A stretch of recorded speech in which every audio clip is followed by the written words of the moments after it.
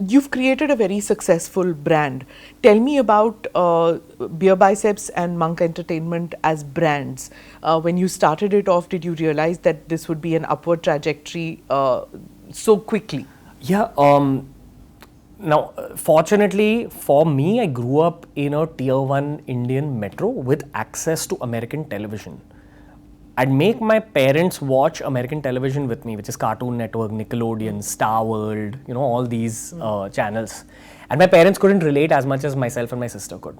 And I realized that the gap in thought was that we were really intrigued by the kind of branding on these shows. Branding is effectively, for me, what one feels after consuming content or after consuming a show. What stays with you? What emotion stays with you? What visuals stay with you? And how does it affect your own sense of creativity? So I remember when we were conceptualizing Beer Biceps, the reason I started this YouTube channel was because I was working on a fitness startup, which was going to be like an Uber for fitness trainers. So you could sit at home and like call for a workout. I'd gone to a potential investor after designing my whole UI UX, all the app was designed by me. Went to the investor. He said that this is a nice idea. You're going to need help in marketing, so might as well start a social media handle and YouTube channel. So within 3 days, 2 to 3 days, I actually began shooting my first video. But in the span of those 2 to 3 days, I thought of the logo, I thought of the music I want to use, I thought of the colors I want to use. That aspect of thought came from my childhood. Because when you watch even something as simple as WWE, every Indian boy my age has grown up seeing that. There's so many aspects of branding within that stay with you forever. So if I talk to another 31-year-old Indian man now, both of us will be able to relate a lot to the cartoons we've seen, the shows we've seen, the sports we've seen growing up. And this is one thing I feel our country can learn very well from America. Every country can learn from America. That's the hub of branding in the world.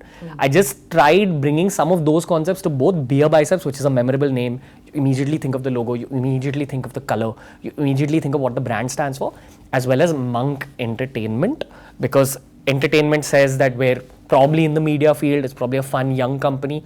Monk E gives you the ability to use an actual bandar, a monkey and ape as the logo. So branding for me has always been about what a certain company or service or show or product makes the end human feel, because that's how you stay in people's minds. Differentiation. That's another thing which is important. Whether content creating or whether brand, you need to keep your brand separate from the others. How did you do this? Because now it's become a very crowded space as compared to when you started off. Everything that we spoke about branding right now, I feel that was a big aspect of it. That a lot of people still don't know my name, and that works in my favor. People just know me as Beer Biceps, which is very good. That happens to you when you go out? A lot less with time, because our Hindi brand is consciously called Ranveer Alabadia. It started 3-4 years after Beer Biceps launched, because I thought that, okay, I'm going to target the urban audiences and the Western audiences through this English channel, but let's play a different game on Hindi. So dilution नहीं होता है when you do this Hindi audience के लिए कुछ और English audience के लिए? Beer Biceps अलग, TRS अलग, Ranveer Alabadia alag. Yeah, I mean it has an upside and a downside.